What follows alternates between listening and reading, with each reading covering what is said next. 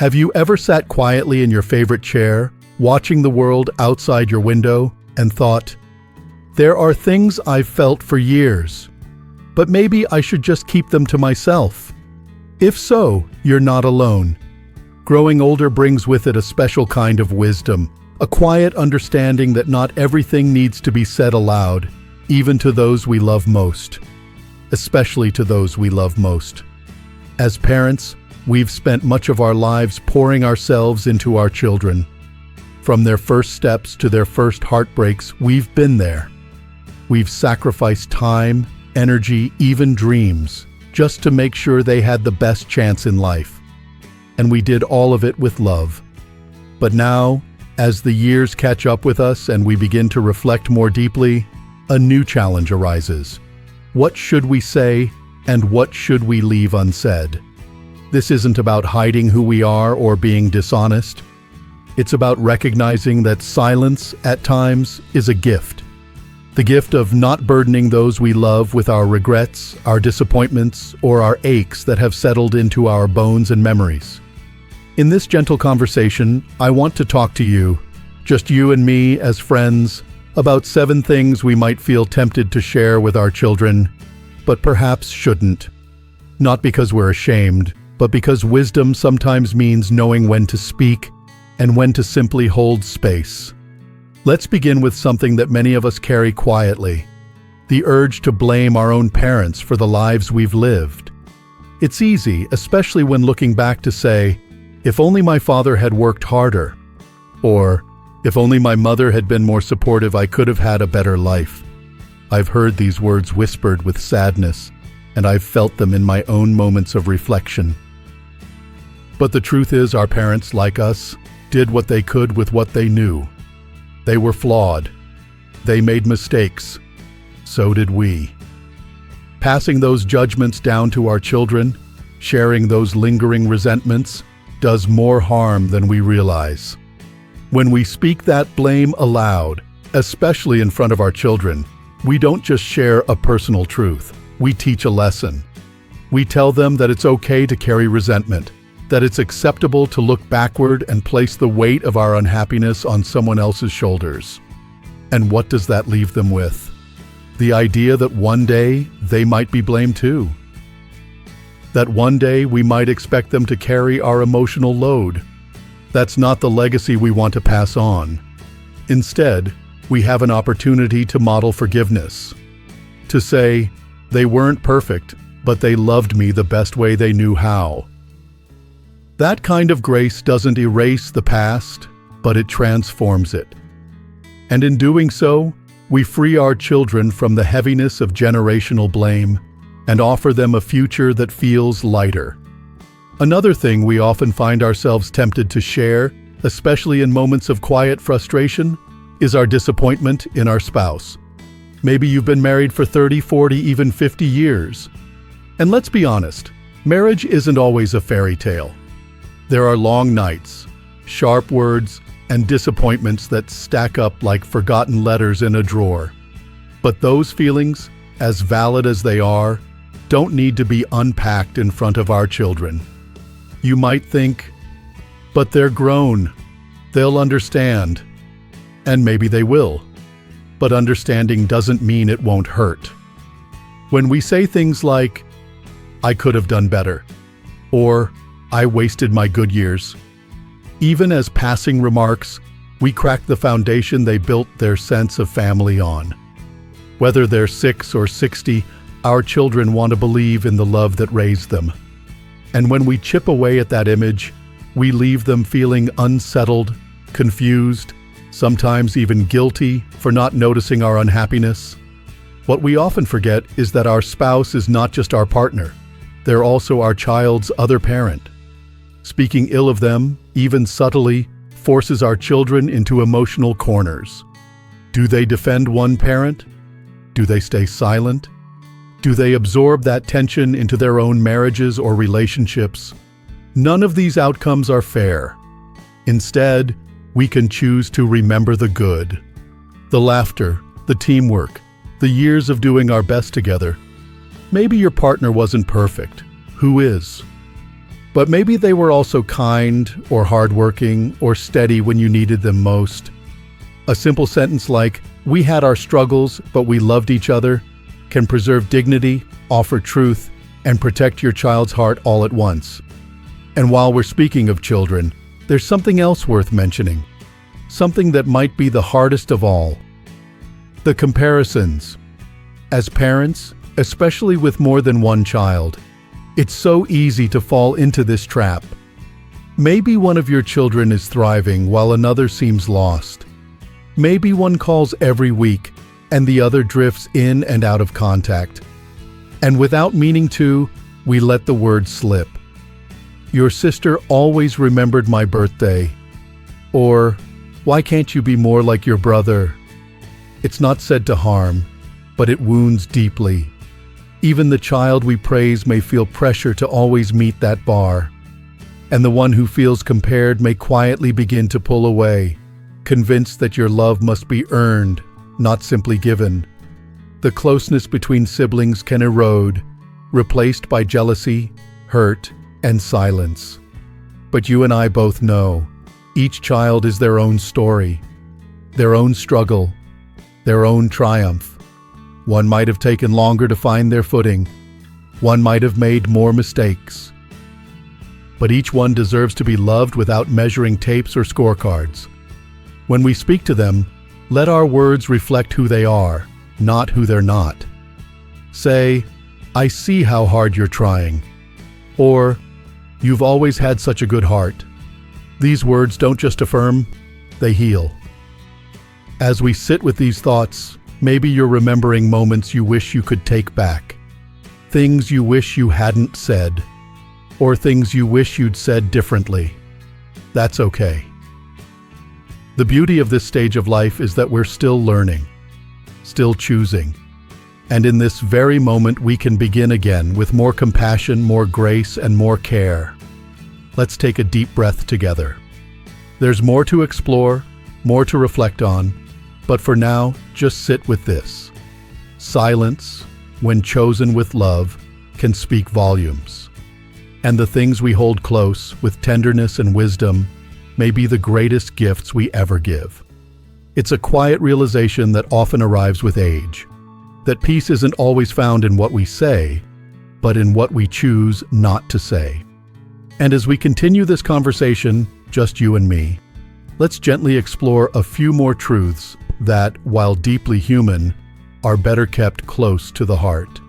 Let's talk about the habit many of us unknowingly slip into, dwelling on the negative aspects of life. Getting older isn't always easy.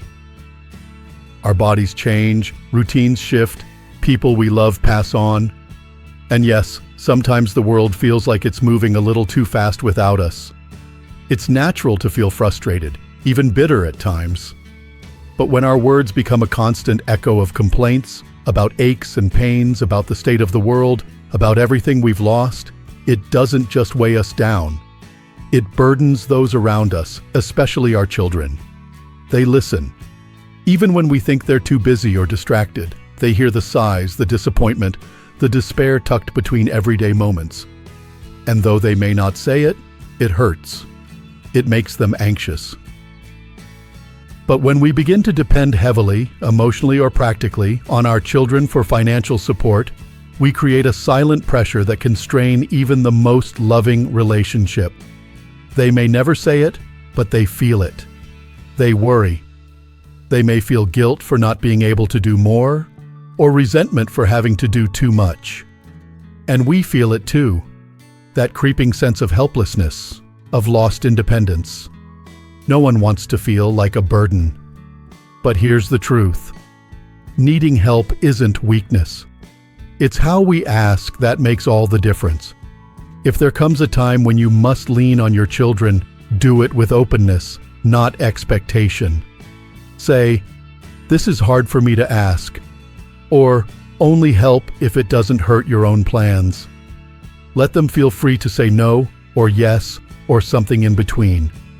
And if you're able, take steps now, no matter how small, to protect your independence.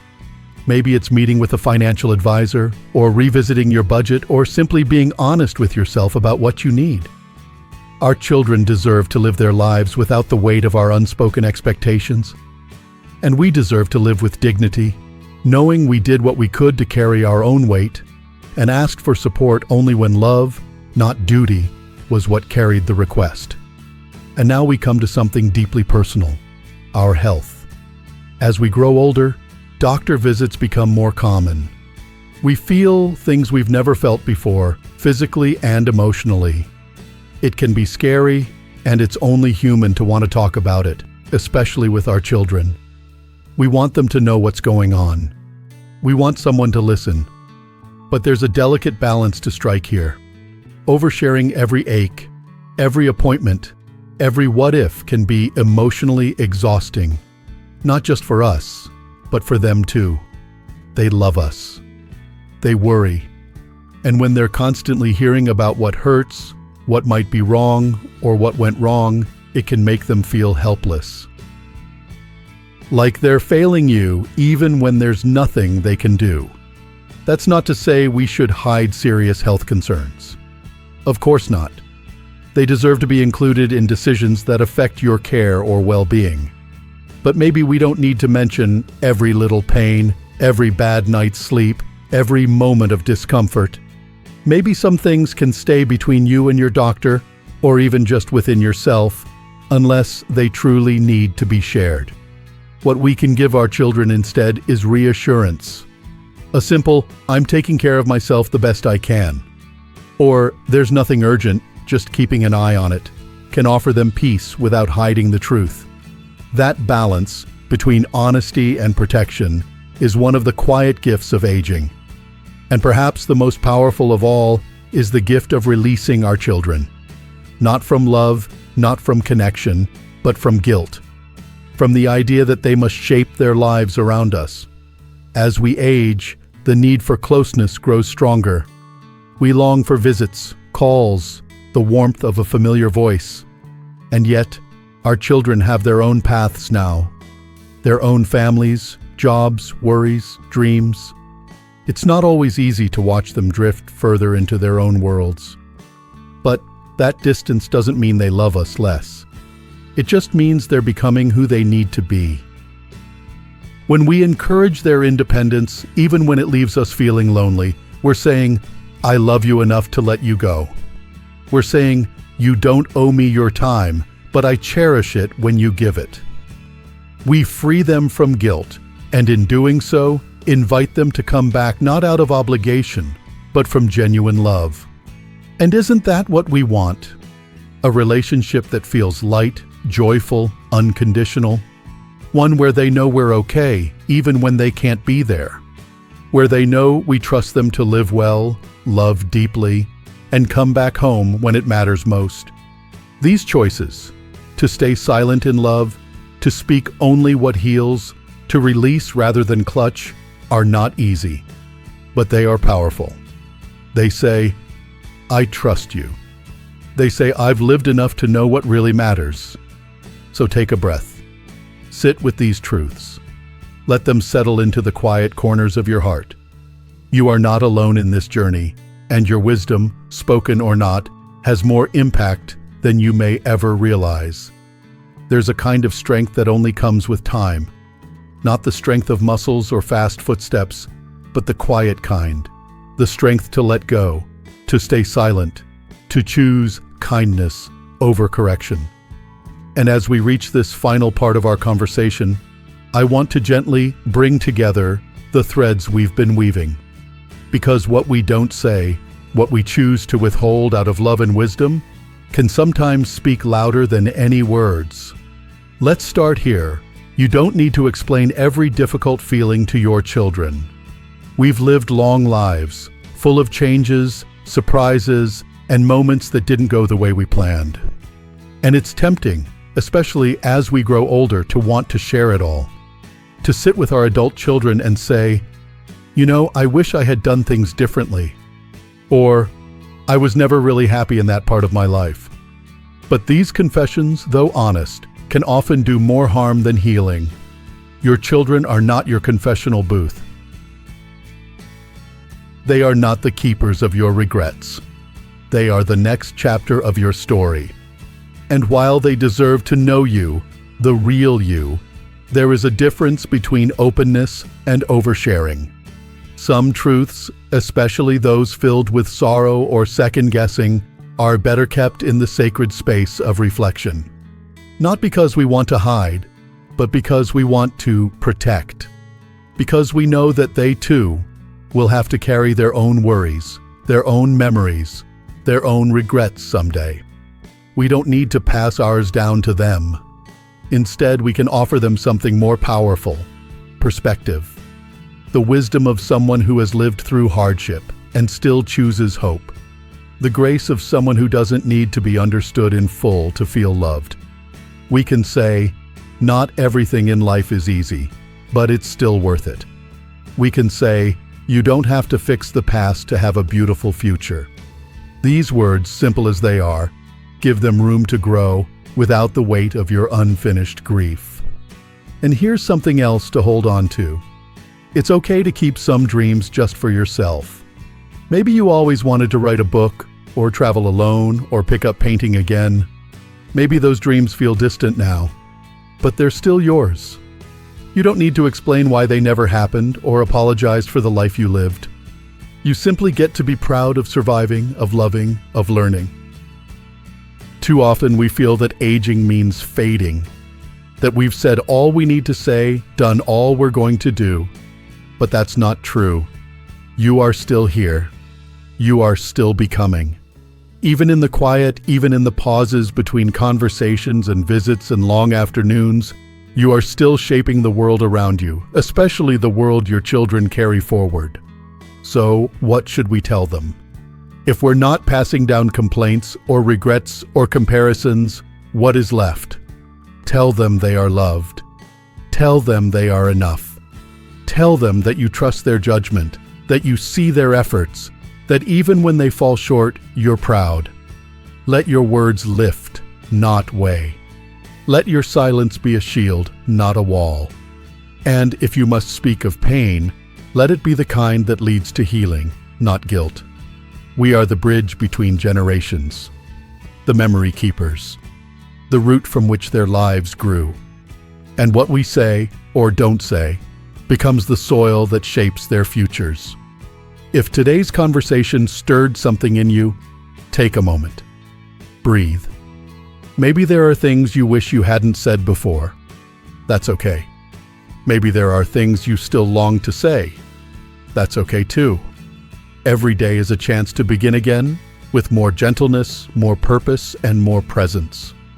And to those of you listening who feel alone in these thoughts, know that you're not. Thousands of us are walking the same path, quietly navigating the deep waters of age, love, family, and change. You are not behind. You are not forgotten. You are exactly where you're meant to be, growing in a new way. If this message spoke to your heart today, I invite you to leave a comment below. Just a simple yes, if you found even a small piece of comfort here.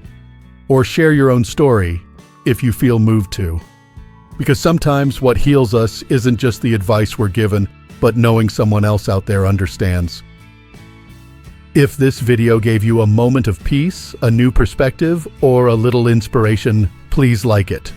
Subscribe to the channel for more conversations like this, gentle reminders that you're not alone and that your story still matters deeply.